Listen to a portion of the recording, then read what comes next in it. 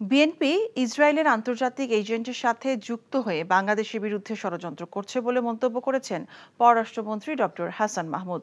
সকালে জাতীয় প্রেসক্লাবের সামনে ফিলিস্তিনে গণহত্যা বন্ধের দাবি এবং বিএনপির দেশবিরোধী ষড়যন্ত্রের বিরুদ্ধে মানববন্ধন ও সমাবেশে তিনি কথা বলেন। এ সময় তিনি ফিলিস্তিনের পাশে থাকার কথা উল্লেখ করে বলেন, কিছু ইসলামী দল আছে যারা কারণে অকারণে বায়তুল মোকাররমের সামনে সমাবেশ করে, তারা এখন কোথায়? তারা সরকারের বিরুদ্ধে ভাষণ দেয়, কিন্তু ফিলিস্তিনের পাশে দাঁড়ায়নি জানিয়ে এদের মুখোশ উন্মোচন করতে হবে বলে জানান পররাষ্ট্রমন্ত্রী।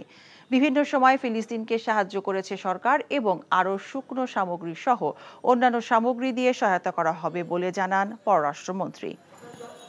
বাংলাদেশে বিএনপি এবং জামাত যারা মুসলমানদের ধর্মীয় সেন্টিমেন্ট নিয়ে রাজনীতি করার অপচেষ্টা চালায়, তারা আজ পর্যন্ত এই ফিলিস্তিনে ইসরায়েলি বাহিনীর বর্বরতার বিরুদ্ধে, গণহত্যার বিরুদ্ধে, মানবতার বিরুদ্ধে অপরাধ সংঘটিত হওয়ার বিরুদ্ধে একটি শব্দ উচ্চারণ করে নাই।